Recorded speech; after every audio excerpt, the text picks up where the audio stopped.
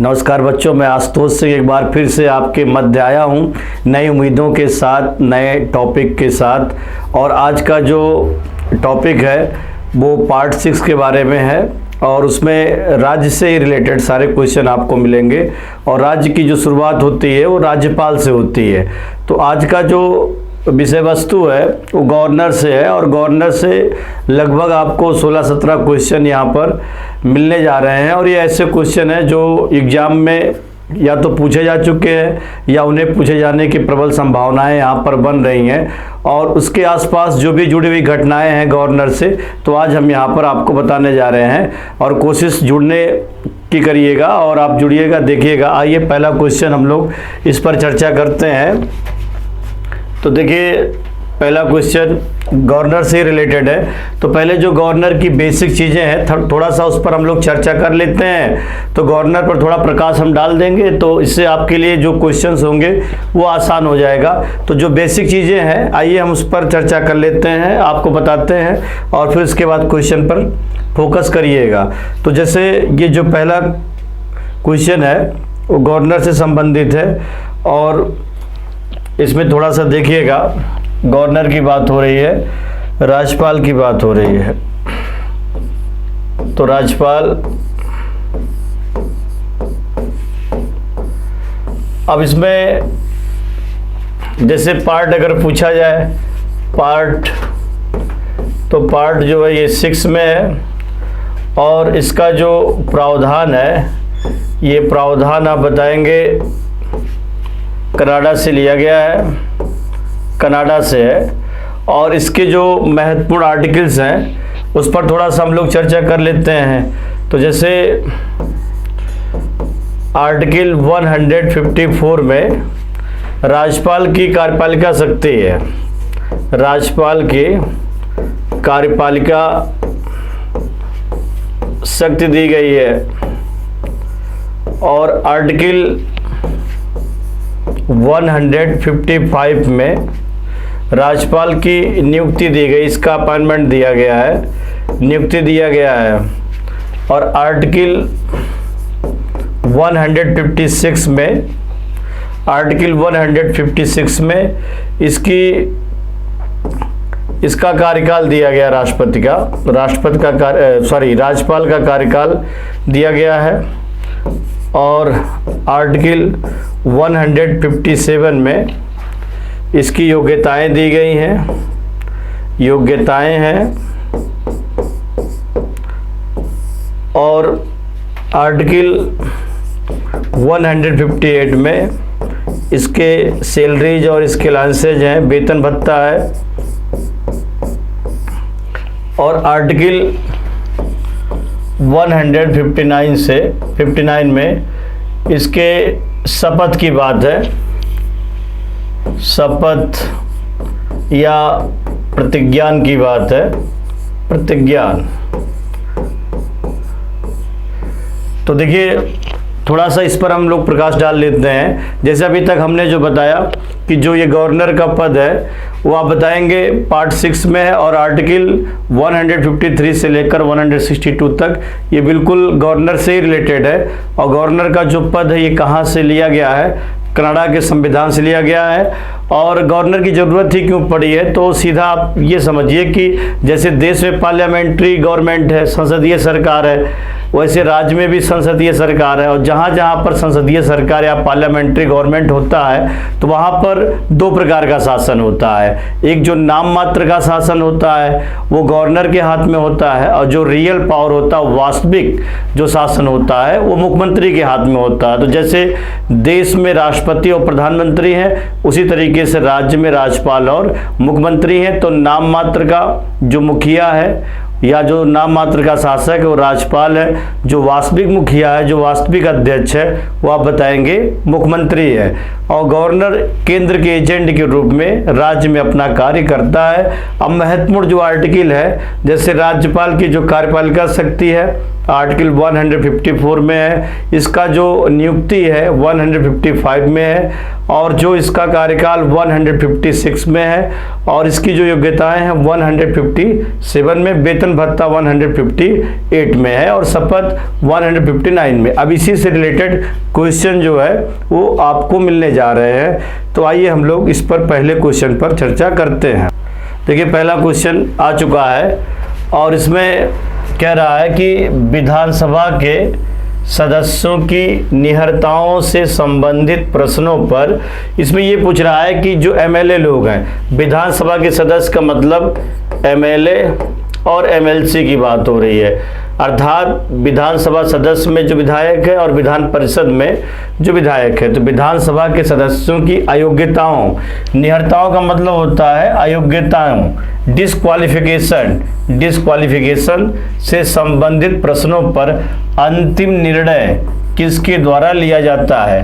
पहला question concept पर अच्छा क्वेश्चन है।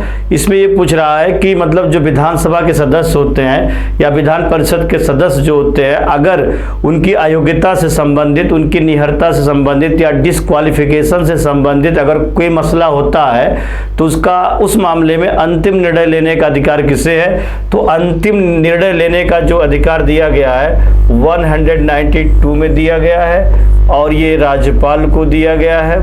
और राज्यपाल जो होता है वो किसके परामर्श पर करता है। तो राज्यपाल जो परामर्श पर करेगा वो निर्वाचन आयोग, केंद्रीय निर्वाचन आयोग के परामर्श पर, केंद्रीय निर्वाचन आयोग के परामर्श पर अंतिम रूप से फैसला लेने का अधिकार राज्यपाल को है। और यदि विधानसभा सदस्य या विधान परिषद सदस्य आर्टिकल 102 या आर्टिकल 103 के अंतर्गत अगर अयोग्य पाया जाता है, जैसे मान लीजिए उसकी उम्र 25 वर्ष से कम हो, या एमएलसी है तो 30 वर्ष से कम हो, या उसने कोई गलत जानकारी दे करके चुनाव जीता है, तो छल पूर्वक अगर चुनाव जीतने वाला विधायक या मतलब विधान परिषद का सदस्य है, तो आर्टिकल 102 और आर्टिकल 103 के अंतर्गत उसे अयोग्य करार देते हुए राज्यपाल महोदय केंद्रीय निर्वाचन आयोग के परामर्श पर 192 के तहत एमएलसी या एमएलए की सदस्यता को रद्द कर सकता है। तो पहला क्वेश्चन जो पूछ रहा है वो एमएलए या एमएलसी की जो अयोग्यता से रिलेटेड आर्टिकल दिया गया है वो 102 है और 103 है। इसमें ये कहा गया है कि अगर कोई भी अयोग्य है, चाहे वो अपनी चुनाव लड़ने से पहले जानकारी सही से न दिया हो, या उम्र को उसने छिपाया हो, या आर्थिक जो भी उसका हालात है उसको भी उसने छिपाया हो, तो उस चीज़ों को छिपा करके अगर ये एमएलए या एमएलसी बन जाता है तो राज्यपाल जो है वो आर्टिकल 192 का प्रयोग करके केंद्रीय निर्वाचन आयोग के परामर्श पर राज्यपाल एमएलए और एमएलसी की सदस्यता को रद्द कर सकता है। अगर member of parliament upper house या member of parliament lower house की बात है तो फिर वो राष्ट्रपति के हाथ में है, लेकिन एमएलए और एमएलसी की बात पूछी जा रही है तो 192 का प्रयोग करके राज्यपाल महोदय केंद्रीय निर्वाचन आयोग के परामर्श पर एमएलए एमएलसी की सदस्यता को रद्द कर सकता है। और ये अधिकार जो दिया गया है पार्ट 6 में दिया गया है, राज्यपाल अंतिम रूप से इसके लिए जिम्मेदार है। तो केंद्रीय निर्वाचन आयोग के परामर्श को मानने के लिए राज्यपाल बाध्य है। तो इसका जो हो जाएगा सेकेंड हो जाएगा, अर्थात विधानसभा को के जो सदस्य उनको अंतिम रूप से अयोग्य ठहराने का अधिकार किसे है, राज्यपाल को। लेकिन ध्यान रखिएगा ऐसे मामले में केंद्रीय निर्वाचन आयोग के परामर्श को मानना अनिवार्य है। तो इसका सेकेंड हो जाएगा। अब देखिए आइए हम लोग नेक्स्ट क्वेश्चन पर चर्चा करते हैं। क्वेश्चन आ चुका है, बढ़िया क्वेश्चन है, थोड़ा बेसिक है लेकिन सही है, सरल है, सही है। राज्यपाल को पद व गोपनीयता की शपथ कौन दिलवाता है? राज्यपाल को शपथ कौन दिलाएगा? जो ओथ की बात हो रही है, तो शपथ मैंने अभी बताया था कि राज्यपाल जो शपथ लेता है किस आर्टिकल में लेता है, 159 में, 159 में शपथ लेगा। और इसको शपथ दिलाने का अधिकार किसे होगा? उच्च न्यायालय के चीफ जस्टिस को, उच्च न्यायालय के मुख्य न्यायाधीश को और उच्च न्यायालय का जो मुख्य न्यायाधीश शपथ इनको दिलाता है ये किस आर्टिकल में 159 में है। और अगर मान लीजिए उच्च न्यायालय का मुख्य न्यायाधीश नहीं है, जैसे राज्यपाल आमतौर पर उच्च न्यायालय के मुख्य न्यायाधीश के समक्ष जो हाई कोर्ट का चीफ जस्टिस है उसी के सामने शपथ ले लेता है। लेकिन अगर मान लीजिए वो ना हो, मुख्य न्यायाधीश ना हो, तो जो सबसे सीनियर होगा, सबसे वरिष्ठतम, जो सुपर सीनियर है, सबसे वरिष्ठतम सदस्य के समक्ष शपथ लेता है। अगर सबसे वरिष्ठतम ना हो तो अगला तो वरिष्ठ होगा ही होगा, तो वो शपथ दिला देगा। तो कहने का मतलब है कि जो राज्यपाल है तो राज्यपाल को शपथ मुख्य न्यायाधीश दिलाता है। अगर मुख्य न्यायाधीश नहीं होगा तो जो सबसे वरिष्ठतम सदस्य होगा वो इनको शपथ दिलाएगा। तो इसका जो हो जाएगा chief justice of high court, chief justice of जो हाई कोर्ट है, जो मुख्य न्यायाधीश है, वो आर्टिकल 159 के तहत इनको शपथ दिलाएगा। अगर वो नहीं होगा तो जो सुपर सीनियर है, सबसे वरिष्ठतम, वो दिलाएगा। अगर वो भी नहीं है तो अगला जो वरिष्ठ होगा वो इनको शपथ दिलाएगा। और शपथ का प्रावधान भारतीय संविधान की तीसरी अनुसूची में नहीं है। देखिए तीसरी जो अनुसूची, जो तीसरा शेड्यूल है, तीसरी अनुसूची, दूसरे में वेतन भत्ता दिया गया, तो तीसरी अनुसूची में 3 लोगों के शपथ की प्रक्रिया नहीं है। एक राष्ट्रपति की शपथ की प्रक्रिया नहीं है, राष्ट्रपति का शपथ जो है वो अलग आर्टिकल में है। और उपराष्ट्रपति, जैसे राष्ट्रपति शपथ जो लेते हैं वो आप बताएंगे, इनका जो शपथ है वो जैसे 59 में मान लीजिए वेतन भत्ता है तो शपथ की जो प्रक्रिया है वो 60 में है। राष्ट्रपति जो शपथ लेंगे वो आर्टिकल 60 में, और उपराष्ट्रपति जो शपथ लेते हैं वो आप बताएंगे 68 में है। और जो गवर्नर शपथ लेता है, राज्यपाल जो शपथ लेता है 159 में होता है। तो देखिए ये 3 लोग ऐसे हैं, राज्यपाल, उपराष्ट्रपति और राष्ट्रपति, प्रेसिडेंट, वाइस प्रेसिडेंट और गवर्नर, ये 3 ऐसे हैं जो शपथ या प्रतिज्ञा तीसरी अनुसूची का आर्टिकल नहीं लेंगे। उनका अलग से अपना दिया गया है। 60 में राष्ट्रपति, 68 में उपराष्ट्रपति है, राज्यपाल जो 159 में। तो फिलहाल यहाँ पर राज्यपाल के शपथ की बात पूछ रहा है, तो उच्च न्यायालय का मुख्य न्यायाधीश इनको शपथ दिला देगा। अगर मुख्य न्यायाधीश नहीं होगा तो जो सबसे वरिष्ठतम होगा वो इनको शपथ दिला देगा। इसका थर्ड ऑप्शन सही है। अब आइए हम लोग नेक्स्ट क्वेश्चन पर चर्चा करते हैं। देखिए क्वेश्चन आ चुका है, अच्छा क्वेश्चन, सरल है और ये कई बार पूछा जाता है, ध्यानपूर्वक आपको पढ़ने की जरूरत है। जैसे राज्यपाल की सैलरी पूछी जा रही है, वेतन और भत्ते, तो वेतन भत्ते इनको कहाँ से दिया जाता है? तो देखिए वेतन भत्ता का जो चर्चा है, वेतन भत्ते की चर्चा पूछ रहा है, तो इसमें आर्टिकल 158 में दिया गया है। और यदि मान लीजिए कोई भी राज्यपाल 2 या 2 से अधिक राज्यों के कार्यभार को देख रहा है, जैसे इसमें एक तो ये है कि प्रत्येक राज्य के लिए एक राज्यपाल होगा, लेकिन 1956 में 7वें संविधान संशोधन के द्वारा ये कह दिया गया था कि कोई भी राज्यपाल 2 या 2 से अधिक राज्यों के भी कार्यभार को देख सकता है। तो जब कोई भी राज्यपाल 2 या 2 से अधिक राज्यों के कार्यभार को देखेगा तब आर्टिकल 158(3) ए में दिया गया है। और वैसे अगर एक राज्यपाल एक राज्य के कार्यभार को देख रहा है तो 158 में है। और इनके वेतन भत्ते जो जाएंगे वो राज्य की संचित निधि से जाएंगे, consolidated fund of state, consolidated fund of state से जाएंगे, राज्य की संचित निधि से, राज्य की संचित निधि से दिए जाएंगे। और इनको जो वेतन भत्ता दिया जाएगा तो वो आप बताएंगे, इस समय गवर्नर साहब को वेतन भत्ता जो दिया जा रहा है 2019 से, तो 2019 से राज्यपाल को जो वेतन भत्ता दिया जा रहा है 3,50,000 रुपए, 3,50,000। और ये 3,50,000 कहाँ से जाएगा? राज्य की संचित निधि से जाएगा, कंसोलिडेटेड फंड ऑफ स्टेट से जाएगा इसका जो। और देखिए राज्यपाल के वेतन भत्ते में कटौती हो जा सकती है, तो राज्यपाल के वेतन भत्ते में कटौती करने का कोई प्रावधान नहीं है, तो राज्य की संचित निधि से जाएगा। वेतन भत्ते में किसी प्रकार की कोई कटौती नहीं होगी। और इनके वेतन भत्ते को तय करने का अधिकार किसे है? गवर्नर के सैलरीज या अलाउंसेज को तय करने का अधिकार किसे है? तो आप बताएंगे वो पार्लियामेंट को है, संसद तय करती है। और 2019 से 3,50,000 दिया जा रहा है। किसी प्रकार का इनके वेतन भत्ते पर कोई टैक्स नहीं लगता है।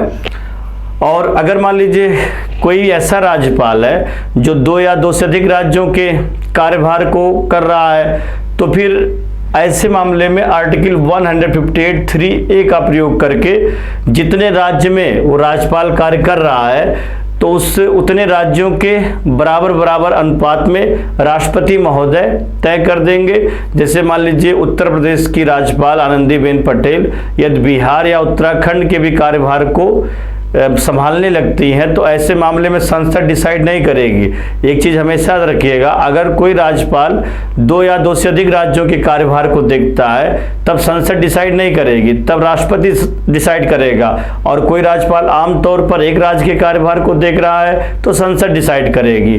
तो 2 या 2 से अधिक की अगर बात हो तो उसमें राष्ट्रपति तय कर देंगे, और जितने राज्यों में वो राज्यपाल कार्य करेगा उतने राज्यों के बराबर बराबर अनुपात में रेशियो में बांट दिया जाएगा। तो वो अगर 2 या 2 से अधिक का मामला है तो 158(3)(a) है, और एक राज्य का मामला है तो 158 है, और 158 अगर लगेगा तो संसद तय करेगी, संसद और उस राज्य के संचित निधि से जाएगा। और 158(3) लगेगा तो यहाँ पर 2 या 2 से अधिक राज्यों का अगर वेतन ले रहा है तो राष्ट्रपति तय करेगा, और जितने राज्यों में काम करेगा उतने राज्यों की संचित निधि से बराबर बराबर अनुपात में बांट दिया जाएगा। तो राज्यपाल की जो सैलरी है वो राज्य की संचित निधि से जाती है। करंट में प्रेजेंट टाइम में 3,50,000 इनके वेतन भत्ते दिए जा रहे हैं, कोई टैक्स नहीं होगा। और आप ये भी कह सकते हैं कि जो ये वेतन मिलेगा वो इस समय 3,50,000 है। तो थर्ड ऑप्शन सही है, राज्य की संचित निधि से, कंसोलिडेटेड फंड ऑफ स्टेट से, थर्ड सही है। अब आइए हम लोग नेक्स्ट क्वेश्चन पर चर्चा करते हैं। तो देखिए अच्छा क्वेश्चन है और ये पूछा जा चुका है आमतौर पर, जनरली प्रायः किसकी सलाह पर राज्य में राष्ट्रपति शासन, जो ये प्रेसिडेंट रूल्स है, राष्ट्रपति शासन लागू किया जाता है। किसकी सलाह पर राज्य में राष्ट्रपति शासन लागू किया जाता है? तो राज्य में राष्ट्रपति के लिए जिम्मेदार व्यक्ति कौन है? राज्य में केंद्र के एजेंट के रूप में कार्य कौन करता है? तो आप बताइएगा, राज्यपाल कार्य करेगा। राज्यपाल कार्य करेगा। तो राज्य में अगर कोई भी घटना होती है तो वो रिपोर्ट राज्य की ओर से राज्यपाल देगा राष्ट्रपति के पास। तो जैसे ये तो तय है कि राष्ट्रपति शासन किस आर्टिकल में लाया जाएगा, 356 के तहत इसका प्रयोग किया जाएगा। और ये राज्यपाल की सिफारिश पर ही राष्ट्रपति शासन उस राज्य में लागू करेगा। लेकिन ध्यान देने वाली बात क्या है कि राष्ट्रपति शासन किसी राज्य में कब लगता है? तो आप बता सकते हैं कि जब राज्य में संवैधानिक तंत्र विफल हो जाए। जब राज्य में संवैधानिक तंत्र विफल हो जाता है तो राज्य में संवैधानिक विफलता की स्थिति में यदि राज्यपाल को लगता है कि राज्य में संवैधानिक तंत्र विफल हो चुके हैं, तो ऐसे समय पर राज्यपाल महोदय राष्ट्रपति महोदय से कह करके राष्ट्रपति शासन लागू करने की सिफारिश कर देते हैं। और जब राज्य में राष्ट्रपति शासन संवैधानिक तंत्र की विफलता पर लागू हो जाता है तो फिर राज्य में केंद्र के एजेंट के रूप में राज्यपाल ही शासन चलाता है, कोई दूसरा शासन नहीं चलाता है। और एक बार में 1 वर्ष के लिए लाया जाएगा। एक बार में 1 वर्ष के लिए लाया जाएगा। लेकिन जो लागू किया जाएगा, अगर लागू करने की बात हो तो 6 मंथ तक इसे लागू किया जाएगा। और राज्य में राष्ट्रपति शासन अधिकतम कितने दिनों तक जा सकता है? तो अधिकतम अगर पूछा जाए तो अधिकतम राष्ट्रपति शासन आप बताएंगे 3 वर्ष तक जा सकता है। 3 वर्ष तक जा सकता है। लेकिन 3 वर्ष तब जाएगा जब सेंट्रल इलेक्शन कमीशन, केंद्रीय निर्वाचन आयोग लिखित में ये कह दे कि इस राज्य में चुनाव कराने लायक परिस्थितियां नहीं है, तब 3 वर्ष तक जाएगा। और पहली बार राष्ट्रपति शासन किस राज्य में लागू हुआ था? तो जून 1951 में सबसे पहले पंजाब में लागू हुआ था। सबसे पहले पंजाब में लागू हुआ था। उस समय पंजाब को पेप्सू कहते थे, पेप्सू कहते थे। और सबसे अधिक समय तक अगर पूछा जाए तो सबसे अधिक समय तक अभी तक जम्मू कश्मीर में लागू हुआ है। जम्मू कश्मीर में लागू हुआ है। और यूपी में 10 बार और मणिपुर में भी 10 बार, तो 10 बार यूपी और मणिपुर में राष्ट्रपति शासन को लागू किया जा चुका है। तो अधिक बार यूपी भी है और मणिपुर है, 10 बार लागू हुआ है। और पंजाब में 1 बार लागू हुआ। सबसे अधिक समय तक अभी भी जम्मू कश्मीर में राष्ट्रपति शासन लागू किया गया है और लागू मतलब चल रहा है, वो करंट में ही है। और इसके अलावा कौन से ऐसे राज्य जहां पर अभी तक राष्ट्रपति शासन लागू नहीं हुआ है? तो छत्तीसगढ़। तो छत्तीसगढ़ हो गया और तेलंगाना हो गया। ये ऐसे राज्य हैं जहां पर राष्ट्रपति शासन अभी तक लागू नहीं हुआ, छत्तीसगढ़ और तेलंगाना। तो देखिए ये पूछ रहा है कि किसकी सलाह पर राज्य में राष्ट्रपति शासन लागू किया जाता है? तो आप बताइएगा, जब राज्य में संवैधानिक तंत्र विफल हो जाए तो संवैधानिक तंत्र की विफलता की स्थिति में आर्टिकल 356 का प्रयोग करके राज्यपाल महोदय राष्ट्रपति से राष्ट्रपति शासन लागू करने की सिफारिश कर देते हैं। और जब राष्ट्रपति शासन लागू हो जाता है तो ऐसे समय पर केंद्र के एजेंट के रूप में राज्य का शासन चलाने के लिए जिम्मेदार कौन हो जाता है? राज्यपाल हो जाता है। और अधिकतम राष्ट्रपति शासन कितने दिनों तक? 3 वर्ष तक। लेकिन जब तक केंद्रीय निर्वाचन आयोग केंद्रीय निर्वाचन आयोग लिखित में ये बात नहीं कहेगा तब तक जो 3 वर्ष तक लागू होने वाला नहीं है। तो इसका जो हो जाएगा, गवर्नर किसकी सलाह पर पूछ रहा है? तो राज्यपाल की सलाह पर राष्ट्रपति शासन लागू किया जाता है 356 आर्टिकल के तहत। अब आइए हम लोग नेक्स्ट क्वेश्चन पर चर्चा करते हैं। किसके प्रति रिस्पॉन्सिबल होता है? गवर्नर इज रिस्पॉन्सिबल टू, अर्थात राज्यपाल किसके प्रति उत्तरदायी है? किसके प्रति उत्तरदायी है? तो केंद्र का एजेंट है। और आपने सुना ही होगा कि आर्टिकल 155 के तहत राज्यपाल जो होता है वो राष्ट्रपति के प्रसाद पर्यंत पद धारण करता है। राष्ट्रपति के प्रसाद पर्यंत पद धारण करता है। अर्थात इसकी पूरी जिम्मेदारी जो होती है किसके प्रति होती है? राष्ट्रपति की प्रति होती है। नियुक्ति भी राष्ट्रपति करेगा। त्यागपत्र भी कौन लेगा? त्यागपत्र भी राष्ट्रपति लेगा। और कौन हटाएगा? तो हटाया जाना भी राष्ट्रपति के द्वारा होगा। तो हर परिस्थितियों में राष्ट्रपति ही होगा। और राष्ट्रपति इसलिए होगा क्योंकि इसकी जिम्मेदारी किसके प्रति होती है? राष्ट्रपति की प्रति होती है। तो कुल मिलाकर के आप ये कह सकते हैं कि जो राज्यपाल महोदय हैं वो राष्ट्रपति के प्रति ही उत्तरदायी होती है। राष्ट्रपति की इच्छा के अनुसार ही, ये राष्ट्रपति की इच्छा पर ही डिपेंड करता है। राष्ट्रपति ही लाएंगे, राष्ट्रपति हटाएंगे, राष्ट्रपति को ही अपना त्यागपत्र देंगे और इनकी जो भी रिपोर्ट होगी वो अंतिम रूप से राष्ट्रपति ही उसको तय करेंगे। तो इसका जो हो जाएगा सेकंड हो जाएगा राष्ट्रपति। अब आइए हम लोग नेक्स्ट क्वेश्चन पर चर्चा करते हैं। तो देखिए क्वेश्चन आ चुका है, अच्छा क्वेश्चन है। निम्न में से किसकी नियुक्ति राज्य का राज्यपाल नहीं करता है? इसमें ये पूछ रहा है कि किसकी नियुक्ति राज्य का राज्यपाल नहीं करता है, मतलब नहीं करता है। तो मुख्यमंत्री की नियुक्ति तो भाई करता है। 164 में मुख्यमंत्री की नियुक्ति राज्यपाल करता है। तो गलत हो जाएगा। सदस्य राज्य लोक सेवा आयोग, इसकी भी नियुक्ति राज्यपाल करता है, ये भी गलत हो जाएगा। उच्च न्यायालय के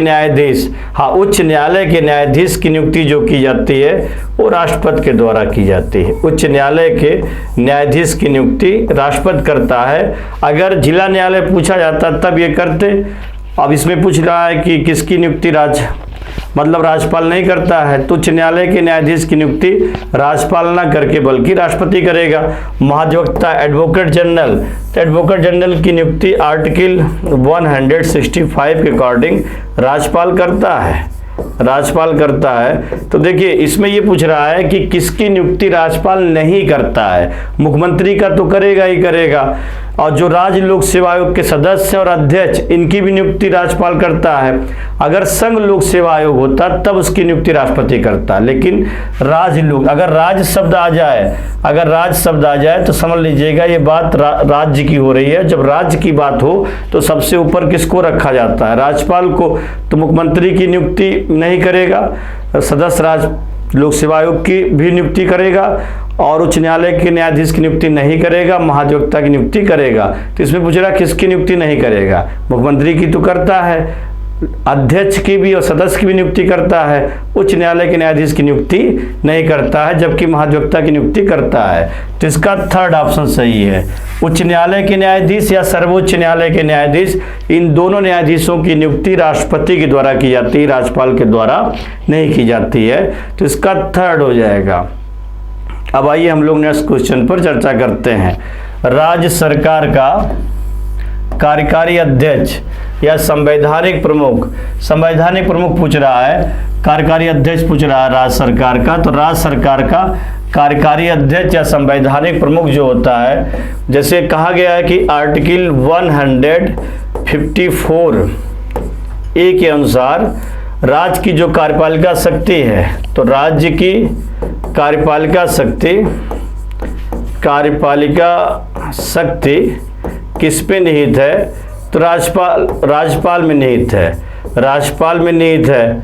क्योंकि संवैधानिक प्रमुख पूछ रहा है, कार्यकारी अध्यक्ष पूछ रहा है, तो कार्यकारी अध्यक्ष पूछे या संवैधानिक प्रमुख पूछे तो उसका राज्यपाल हो जाएगा। क्योंकि राज्य के जो भी कानून लागू होते हैं, जो भी कानून बनाए जाते हैं या मंत्रिपरिषद का गठन किया जाता है, उसके लिए जिम्मेदार राज्यपाल। लेकिन रियल पावर पूछा जाता है, वास्तविक अध्यक्ष पूछा जाता है या वास्तविक प्रमुख पूछा जाता है, तब मुख्यमंत्री हो जाता है। लेकिन कार्यकारी अध्यक्ष पूछ रहा है, संवैधानिक प्रमुख पूछ रहा है, तो राज्यपाल होगा। क्योंकि आर्टिकल 154 ए के तहत राज्य की कार्यपालिका शक्ति किसके हाथों में निहित है?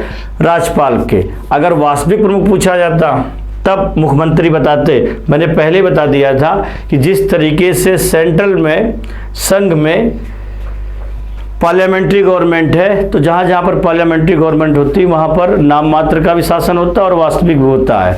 उसी तरीके से यहाँ पर जो है नाम मात्र का शासन है और वास्तविक शासन। तो वास्तविक शासन पूछा जाता तो मुख्यमंत्री होता, और नाम मात्र का शासन पूछ रहा है तो राज्यपाल होगा। इसका सेकेंड हो जाएगा, सेकेंड। अब आइए हम लोग नेक्स्ट क्वेश्चन पर चर्चा करते हैं।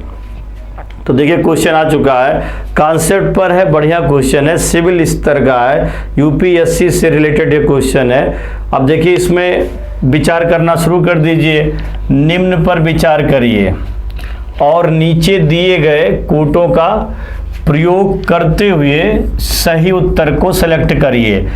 निम्न पर विचार कीजिए और नीचे दिए गए कोटों का प्रयोग करते हुए सही उत्तर को सेलेक्ट करिए। जैसे पहला पूछ रहा है, राज्यपाल अपना पद ग्रहण करने से पहले शपथ लेगा। ये तो सत्य है कि जब भी शपथ की बात होती है, कोई भी पदाधिकारी हो, शपथ या प्रतिज्ञान उस समय से पहले होता है, पद पर बैठने से पहले होगा। तो राज्यपाल अपना पद ग्रहण करने से पूर्व शपथ लेगा, बिल्कुल लेगा। और किस आर्टिकल में है? 159 में है। शपथ या प्रतिज्ञान का प्रारूप भारतीय संविधान की 3री अनुसूची में है। इसके शपथ की बात पूछ रहा है, तो राज्यपाल, मैंने पहले ही बता दिया था कि जहाँ तक शपथ की बात है, तो शपथ तीन ऐसे लोग हैं जो जिसके शपथ की प्रक्रिया संविधान की 3री अनुसूची में नहीं है। जैसे आप पीछे पढ़ चुके हैं, राष्ट्रपति शपथ जो देता है वो आर्टिकल 60 में है, और जो उपराष्ट्रपति शपथ लेता है, उपराष्ट्रपति जो शपथ लेगा वो 69 में है। देखिए मैंने पिछले क्वेश्चन में 68 बताया था, वो गलत है, 69 होगा। और उसके बाद इनकी राज्यपाल की बात हो रही है, राज्यपाल, तो राज्यपाल जो शपथ लेगा वो आप बताएंगे 159 है।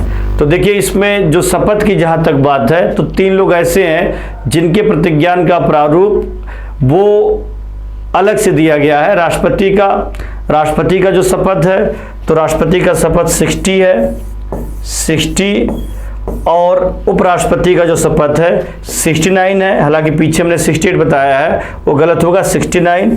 और जो उपराष्ट्रपति का शपथ है 159 है। तो इस तरीके से जो है इसका प्रावधान है। तो तीसरी अनुसूची में इसका शपथ की प्रक्रिया नहीं है, 159 में है।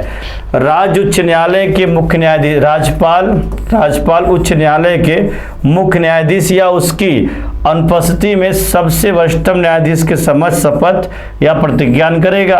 तो ये तो सही है, मुख्य न्यायाधीश अगर नहीं होंगे तो जो सबसे सुपर सीनियर होगा वो शपथ दिलाएगा इनको। शपथ या प्रतिज्ञान की प्रक्रिया भारतीय संविधान के आर्टिकल 159 में दी गई है। तो ये सही है। इसमें पूछ रहा है कि निम्न पर विचार करिए और नीचे दिए गए जो ऑप्शन है उसको सेलेक्ट करिए जो सही हो। सही ऑप्शन को सेलेक्ट करना है। तो राज्यपाल अपना पद ग्रहण करने से पहले शपथ लेगा, सही है 159 में। शपथ या प्रतिज्ञान का प्रारूप भारतीय संविधान की तीसरी अनुसूची में।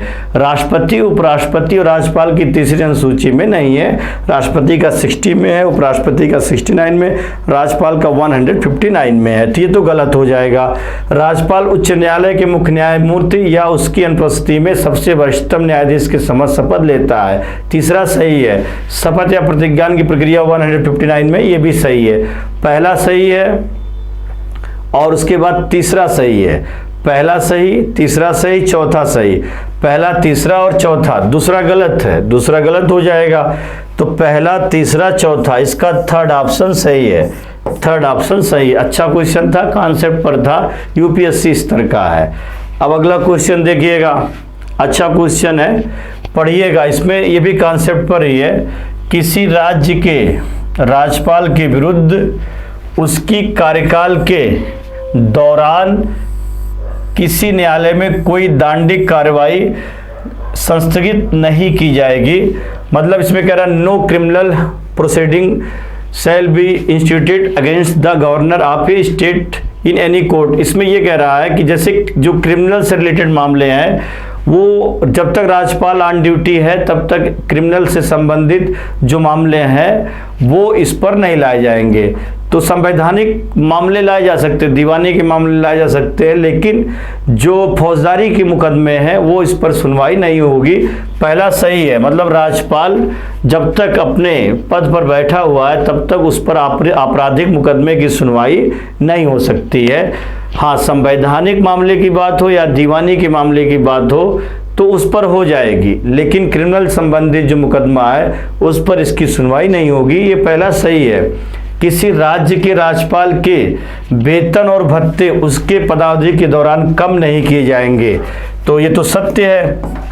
158 में कहा गया है कि जो राज्यपाल का वेतन भत्ता है वो कम नहीं किया जाएगा। राज्यपाल के वेतन भत्ते में कटौती राष्ट्रपति नहीं कर सकता है। तो पहला भी ऑप्शन सही है। दीवानी के मुकदमे की सुनवाई होगी लेकिन आपराधिक मुकदमे की सुनवाई नहीं होगी जब तक वो ड्यूटी पर है। अगर पद से हट जाएगा तब उस पर आपराधिक मुकदमा लगाया जा सकता है, और ऐसे इन पर मुकदमा लगाने का अधिकार नहीं है, ना तो राष्ट्रपति पर है और ना ही राज्यपाल पर है। तो पहला भी सही है, वेतन भत्ता में कटौती नहीं होगा राज्यपाल की, ये भी सही है। तो पहला दूसरा दोनों सही है, तो इसका थर्ड हो जाएगा। थर्ड ऑप्शन सही है, थर्ड ऑप्शन सही है।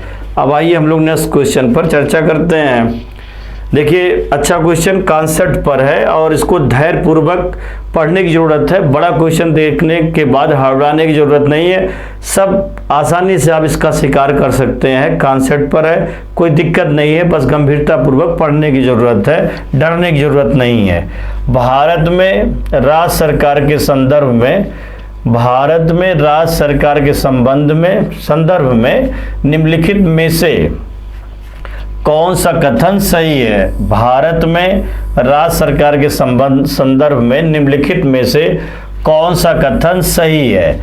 अब पढ़िए इसमें कौन सा कथन सही है। करेक्ट क्वेश्चन को इसमें सेलेक्ट करना है। भारत में प्रत्येक राज्य के अंतर्गत एक राज्यपाल होता है। भारत में प्रत्येक राज्य के अंतर्गत एक राज्यपाल होता है, लेकिन वही व्यक्ति दो या दो से अधिक प्रांतों का भी राज्यपाल हो सकता है। बिल्कुल सही है। 7वें संविधान संशोधन के द्वारा 1956 में ये कह दिया गया था कि यदि कोई व्यक्ति 2 या 2 से अधिक राज्यपाल नियुक्त होना चाहे तो राष्ट्रपति करना चाहे तो 2 या 2 से अधिक राज्यों का राज्यपाल नियुक्त किया जा सकता है 56 में। 56 से पहले एक ही राज्य का एक राज्यपाल होता था, लेकिन 56 के बाद एक ही व्यक्ति 2 या 2 से अधिक राज्य का राज्यपाल हो सकता है। तो पहला तो ऑप्शन भैया सही है। दूसरा देखिए, राज्यपाल में कार्यपालिका शक्तियां निहित होती हैं। रियल पावर तो पूछ नहीं रहा, संवैधानिक पावर है, तो राज्यपाल में कार्यपालिका शक्ति निहित होती है और संविधान के अनुसार उनके द्वारा स्वयं या अपने अधीनस्थों के माध्यम से प्रयोग में लाई जाती है। ये भी सही है। कार्यपालिका शक्ति 54A में दिया गया है और वो इसकी अपनी कार्यपालिका शक्ति का प्रयोग स्वयं भी करता है और जो इसकी अधीनस्थ मंत्रिपरिषद है या मंत्रिमंडल है, और मंत्रिमंडल में मुख्यमंत्री, कैबिनेट मंत्री, सभी मंत्री आ जाएंगे। कैबिनेट मंत्री, मंत्रिमंडल की बात हो रही है तो मुख्यमंत्री और कैबिनेट मंत्री आएंगे, और मंत्रिपरिषद की बात हो तो सारे लोग आ जाएंगे। तो ये कुछ मामले में खुद इसका अधिकारों का प्रयोग करता है, कुछ मामले मुख्यमंत्री और कैबिनेट मंत्री से परामर्श लेता है। तो पहला भी सही है और दूसरा भी तो सही है, तो पहला और दूसरा दोनों सही है। पहला और दूसरा दोनों सही है, मतलब पहला ये पूछ रहा है कि कोई भी राज्यपाल 2 या 2 से अधिक राज्यों का कार्य देख सकता है, सत्य है। और राज्यपाल कार्यपालिका शक्ति 154 के तहत उसमें जुड़ी होगी और इसमें कुछ मामले में वो स्वयं इसका प्रयोग करेगा और कुछ मामलों में अपने अधीनस्थ पदाधिकारियों से परामर्श लेकर के कार्य करता है, और अधीनस्थ जो अधिकारी हैं मुख्यमंत्री और कैबिनेट मंत्री हैं। तो पहला और दूसरा दोनों सही, इसका थर्ड हो जाएगा, थर्ड। अब आइए हम लोग नेक्स्ट क्वेश्चन पर चर्चा करते हैं। क्वेश्चन आ चुका है, कॉन्सेप्ट पर है, आराम से पढ़ेंगे, गंभीरता पूर्वक पढ़ेंगे।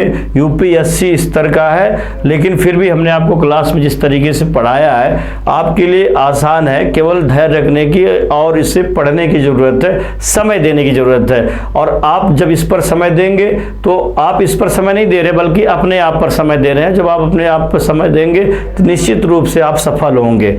तो पहला क्वेश्चन देखिएगा, निम्नलिखित कथनों पर विचार करिए तथा नीचे दिए गए कूट से अपना उत्तर चुनिए। अब इसमें जो सही क्वेश्चन है उसको सेलेक्ट करना है। पहला ऑप्शन है, पहला देखिए, निम्नलिखित कथनों पर विचार कीजिए तथा नीचे दिए गए जो ऑप्शन है उससे अपना उत्तर चुनना है, सेलेक्ट करना है। तो पहला ऑप्शन है, राज्यपाल को उच्च न्यायालय के न्यायाधीश की नियुक्ति करने का अधिकार नहीं। क्या गवर्नर हाई कोर्ट के जजेस का अपॉइंटमेंट कर सकता है? डिस्ट्रिक्ट कोर्ट होता, सेशन कोर्ट होता तो उसका तो कर सकता था, लेकिन हाई कोर्ट और सुप्रीम कोर्ट के जो जज हैं उनका अपॉइंटमेंट राष्ट्रपति कर सकता, राज्यपाल के पास ऐसा कोई अधिकार नहीं है। तो राज्यपाल को उच्च न्यायालय के न्यायाधीश की नियुक्ति करने का अधिकार नहीं है, बिल्कुल सही है। वह विधानमंडल का हिस्सा नहीं है, वह विधानमंडल का हिस्सा नहीं है। विधानमंडल में जैसे राज्य का विधानमंडल है तो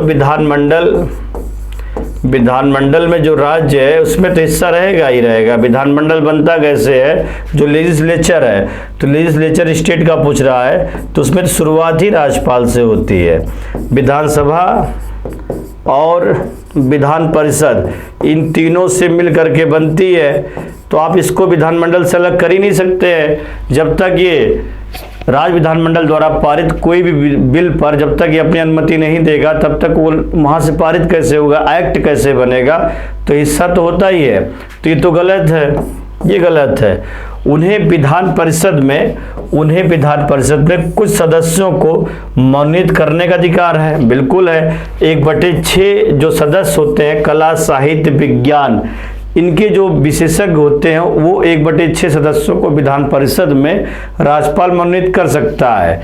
ये सही है, ये सही है और पहला भी ऑप्शन सही है। चौथा, उनके पास कोई न्यायिक शक्ति नहीं है, he has no judicial power. देखिए इसके पास वैसे देखा जाए तो न्यायिक शक्ति है। जैसे आर्टिकल 161 में ये चाहे तो फांसी की सज़ा को छोड़ करके किसी भी सज़ा को क्षमा कर सकता है। तो राज्यपाल महोदय फांसी की सज़ा को छोड़ करके अदर कोई भी सज़ा है उसे क्षमा भी कर सकता है, दूसरी सज़ा में बदल भी सकता है। तो न्यायिक शक्ति इसके पास अधिकार है, लेकिन व्यवहारिक रूप से देखा जाए तो इसके पास अधिकार नहीं है। अब देखिए इस ऑप्शन के हिसाब से वैसे पहला सही होना चाहिए और तीसरा सही होना चाहिए, तो पहला और तीसरा सही होना चाहिए, लेकिन चौथा में इसके पास संवैधानिक न्यायिक शक्ति है, लेकिन रियल में देखा जाए तो रियल में न्यायिक शक्ति हाई कोर्ट के पास है, राज्यपाल के पास उतना नहीं। फिर भी ये जरूर कह सकते हैं कि न्यायिक शक्ति के अंतर्गत ये किसी भी व्यक्ति की सज़ा को कम कर सकता है, क्षमा कर सकता है फांसी की सज़ा को छोड़ करके। वैसे ऑथेंटिक जो होता है ऑप्शन वो पहला और तीसरा होता है, चौथा में न्यायिक शक्ति है लेकिन रियल में इसके पास न्यायिक शक्ति नहीं है। तो इस आधार पर जब जाएंगे, क्योंकि आपकी मजबूरी है, इसमें ऑप्शन 1, 3 अगर अलग से होता वो सही हो जाता, अब 4 भी दे दिया गया है। तो ये आप दिमाग लगा सकते हैं कि कोई न्यायिक शक्ति नहीं है उसके पास, लेकिन रियल जुडिशियल पावर इसके पास नहीं है। तो मजबूरी है, ऑप्शन में जब है ही नहीं तो 1, 3, 4 कर सकते हैं, इसके संभावनाएं ज़्यादा हैं तो इसका सेकंड हो जाएगा। अगर ऑप्शन 1 और 3 होता तो ज़्यादा ऑथेंटिक होता, लेकिन अब ये नहीं है। तो न्यायिक शक्ति वैसे राज्यपाल के पास है, लेकिन व्यवहारिक तौर पर वो न्यायपालिका देखता है, राज्यपाल के पास उतना कोई अधिकार नहीं है। लेकिन फिर भी 161 के तहत वो सज़ा को क्षमा कर सकता है फांसी की सज़ा को छोड़कर। अब मजबूरी है, जब ऑप्शन में बैठ ही नहीं रहा है, 1, 3 अगर होता तो सही था, लेकिन नहीं है, तो आप इसी से दिमाग लगा करके रियल पावर इसके हाथ में जुडिशियल का नहीं है, तो इसलिए आप कह सकते हैं 1, 3, 4 सेकेंड ऑप्शन। अब आइए हम लोग नेक्स्ट क्वेश्चन पर चर्चा करते हैं। जब एक ही व्यक्ति को 2 या अधिक राज्यों का राज्यपाल नियुक्त किया जाता है तो उस राज्यपाल को संदेह उपलब्धियां और भत्ते, इसमें सीधा ये कह रहा है कि यदि ऐसा व्यक्ति जो 2 या 2 से अधिक राज्यों के कार्यभार को देख रहा है तो ऐसे समय पर वेतन भत्ते कौन डिसाइड करेगा। तो मैंने बताया था कि यदि कोई भी राज्यपाल 2 या 2 से अधिक राज्यों के कार्यभार को देखता है तो आर्टिकल 158(3) ए का प्रयोग करके और ऐसे समय पर वेतन भत्ता कौन डिसाइड करेगा। अब 2 या 2 से अधिक की बात है, तो अगर 2 या 2 से अधिक की बात हो, 2 या 2 से अधिक, तो ऐसे मामले में आप कह सकते हैं राष्ट्रपति तय करेगा। और अगर एक राज्य का देख रहा है, एक राज्य का अगर देखता तो संसद तय करती। तो अब जो है यहाँ पर पूछ रहा है 2 या 2 से अधिक राज्यों का, तब राष्ट्रपति देखेगा और राष्ट्रपति तय कर देगा, और जब राष्ट्रपति तय करेगा तो उस राज्य के संचित निधि से बराबर अनुपात में बांट दिया जाएगा। तो राज्यपाल की इच्छा अनुसार गलत है, राष्ट्रपति के निर्णय अनुसार हाँ राष्ट्रपति तो तय करेगा, गृह मंत्रालय के निर्णय अनुसार ये भी गलत है। इसे उन राज्यों के बीच ऐसे अनुपात में आवंटित किया जाएगा जैसा राष्ट्रपति आदेश द्वारा अवधारित करे। इसमें सबसे ऑथेंटिक जो ऑप्शन है वो चौथा है, राष्ट्रपति बराबर हिस्से में इनको कह देगा कि आप लोग जो है बराबर हिस्से में अपनी संचित निधि से, राज्य की संचित निधि से राज्यपाल को वेतन दे सकते हैं। तो राष्ट्रपति तय कर देगा और अनुपात में तय करेगा राष्ट्रपति, इसका डी हो जाएगा चौथा। अब आइए हम लोग नेक्स्ट क्वेश्चन पर चर्चा करते हैं। निम्नलिखित में से कौन पंचायतों की वित्तीय स्थिति का पुनर्लोकन करने के लिए वित्त आयोग का गठन करता है।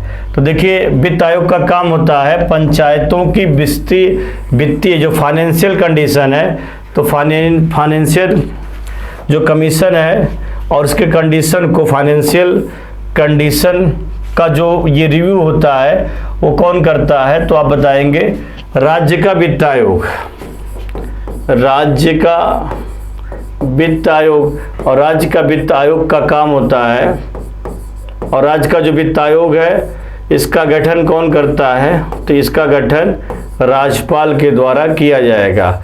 राज्यपाल के द्वारा किया जाएगा। और जो राज्य का वित्त आयोग है, तो राज्य का वित्त आयोग आर्टिकल 243 में दिया गया है, मतलब 243 झा में दिया गया है, आई में दिया गया है।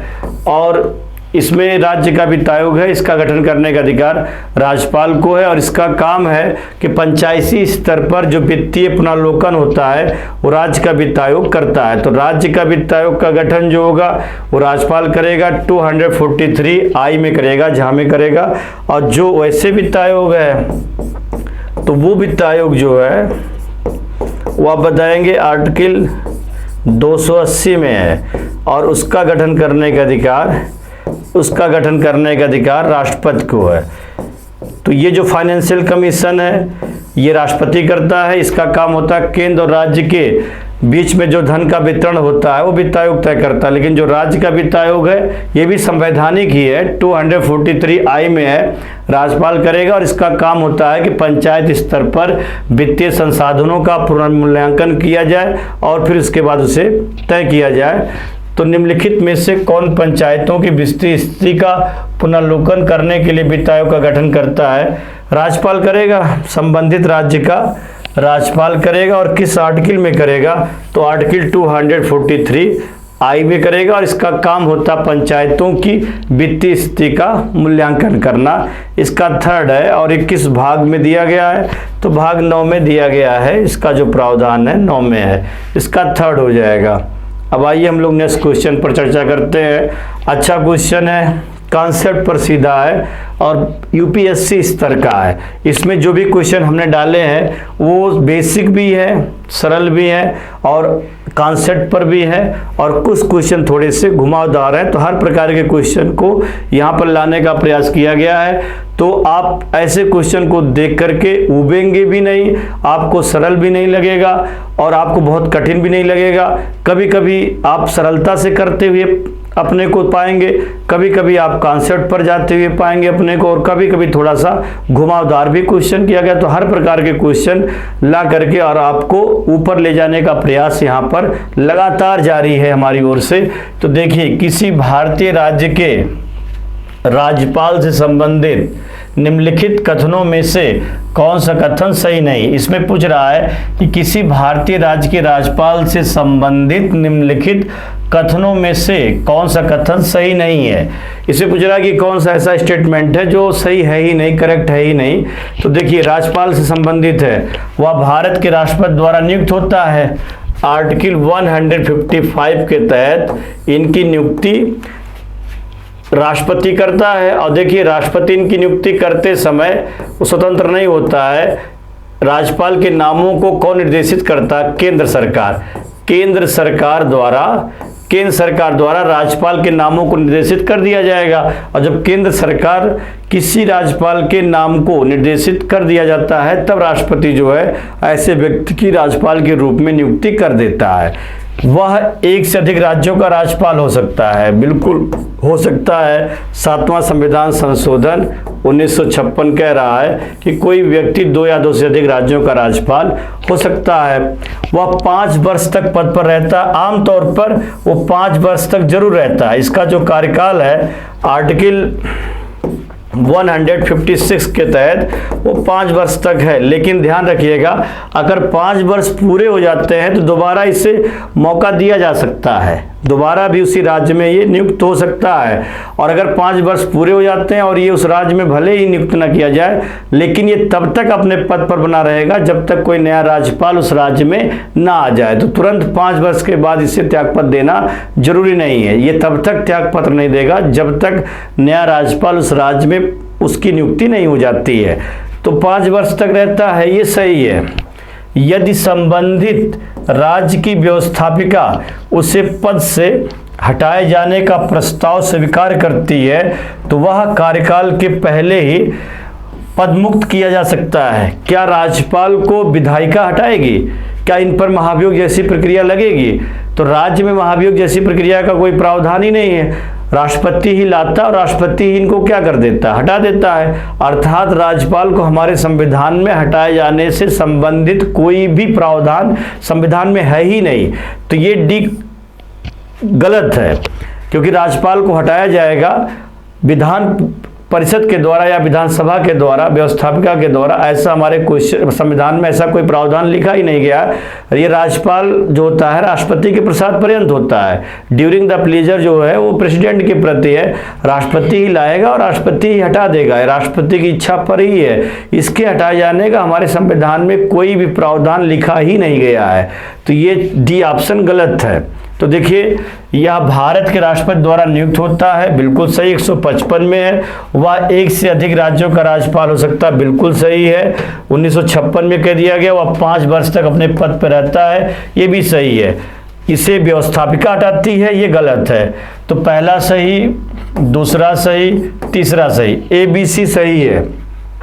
इसका जो ऑप्शन है ABC सही है, लेकिन ये पूछ रहा है कौन सही नहीं है। कौन सही नहीं है? तो सही नहीं है वो आप बताएंगे चौथा सही नहीं है, चौथा सही नहीं है। तो ये इसका जो हो जाएगा डी ऑप्शन, डी ऑप्शन सही नहीं है, क्योंकि इससे व्यवस्थापिका मतलब विधानसभा या विधान परिषद नहीं हटाती हैं, बल्कि राष्ट्रपति ही लाते हैं और राष्ट्रपति हटा सकते हैं। तो ये डी सही है। अब उसके बाद नेक्स्ट क्वेश्चन पर हम लोग चर्चा करते हैं। और देखिए, क्वेश्चन आ चुका है और आज का जो अंतिम क्वेश्चन है ये पूछ रहा है कि भारत के एक राज्यपाल से संबंधित, भारत के एक राज्यपाल से संबंधित निम्न कथनों पर ध्यान दीजिए।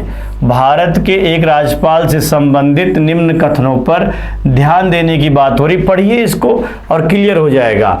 उसे जन्म से भारत का नागरिक होना चाहिए। मैंने आपको पढ़ाया होगा नागरिकता में, क्या जन्म से नागरिक होना जरूरी है? नागरिकता तो कभी भी मिल जा सकती है, वंशाक्रम के आधार पर भी हो सकता है, या जैसे आप कह सकते हैं देशीयकरण के आधार पर भी हो सकता है, पंजीकरण के आधार पर हो सकता है। कई सारी परिस्थितियां नागरिकता लेने की। तो जन्म से नागरिक होना कोई जरूरी नहीं है, नागरिक हो सकता है, और नागरिक होगा तभी राज्यपाल बनेगा, नागरिक होगा तभी मतदान करेगा, लेकिन जन्म से नागरिक होना कोई जरूरी नहीं है। बहुत सारे ऐसे लोग थे जो भारत के नागरिक जन्म से नहीं थे, लेकिन अब जो है वो भारत की नागरिकता ले चुके हैं। तो जन्म से नागरिक होना कोई जरूरी नहीं है, पहला गलत है। उसकी आयु कम से कम 35 वर्ष होनी चाहिए, सही है। जैसे राष्ट्रपति हो गए, राष्ट्रपति, उपराष्ट्रपति, उपराष्ट्रपति और राज्यपाल, ये 3 लोग ऐसे हैं कि जिसकी न्यूनतम आयु 35 वर्ष है। और लोकसभा और विधानसभा, ये 2 ऐसी सभाएं हैं जिसके लिए 25 वर्ष होनी चाहिए। अब जैसे राज्यसभा है तो राज्यसभा और विधान परिषद, जितने अपर हाउस हैं उनके लिए न्यूनतम आयु जो है वो आप बताएंगे 30 वर्ष है। तो राज्यसभा और विधान परिषद के लिए 30 वर्ष है, और जो लोअर हाउस है लोकसभा और विधानसभा इनके लिए 25 वर्ष है। और जितने मंत्री हैं, प्रधानमंत्री, मुख्यमंत्री, कोई मंत्री हैं, उनके लिए न्यूनतम आयु 25 वर्ष है। लेकिन ध्यान देने वाली बात क्या है कि अगर कोई अपर हाउस से आता है, लोअर हाउस से नहीं आता, तब उसका 30 वर्ष हो जाएगा। तो आयु 35 वर्ष होनी चाहिए, ये सही है। तो पहला गलत, दूसरा सही। उसमें लोकसभा का सदस्य होने की योग्यता होनी चाहिए, नहीं, हमारे राज्यपाल के लिए लोकसभा का सदस्य होने की योग्यता के बारे में कहा ही नहीं गया है। ये तो राष्ट्रपति के बारे में कहा गया, राज्यपाल के बारे में कुछ कहा ही नहीं गया है, ये गलत है। तीसरा, वह 1 से अधिक राज्यों का राज्यपाल हो सकता है, वह 1 से अधिक राज्यों का राज्यपाल हो सकता है, ये बिल्कुल सही है। तो इसमें दूसरा सही और चौथा सही है। जैसे ये 35 वर्ष होना चाहिए, ये सही है। लोकसभा का सदस्य होने की योग्यता होनी चाहिए, ये गलत है। वह 1 से अधिक राज्यों का राज्यपाल हो सकता है, ये सही है। 3 और 4 ऑप्शन इसका सही है। तो जैसे नहीं, दूसरा ऑप्शन सही है, चौथा ऑप्शन सही है, तो 2 और 4 सही, इसका थर्ड ऑप्शन सही है, सी सही है। तो ये 16 क्वेश्चन मैंने, और इसमें अच्छा, इसमें हाँ, ये देखिए 2 और 4, इसमें ये इसका जो ऑप्शन है, मतलब आप ये कह सकते हैं कि ये 1 दिया हुआ है, तो 1, 2, 4 नहीं, बल्कि इसका जो ऑप्शन है वो डी है। 2 और 4, 1, 2, 4 नहीं, डी ऑप्शन सही है, इसका डी होगा। 2 तथा 4 ऑप्शन सही है, ये डी ऑप्शन सही है। ये सी गलत है क्योंकि 1 2 4 दिया ना, जबकि पहला तो गलत हो गया। ये 35 वर्ष होनी चाहिए, दूसरा सही है, और वहाँ 1 से अधिक राज्य का राज्यपाल होगा, चौथा सही होगा। 2 और 4 वो सी गलत है, ये चौथा सही है। डी ऑप्शन सही है भैया, 2 तथा 4 सही है। ठीक है, तो इतना रहने दीजिएगा। 16 ये क्वेश्चन हो चुके हैं। तब तक के लिए जय हिंद।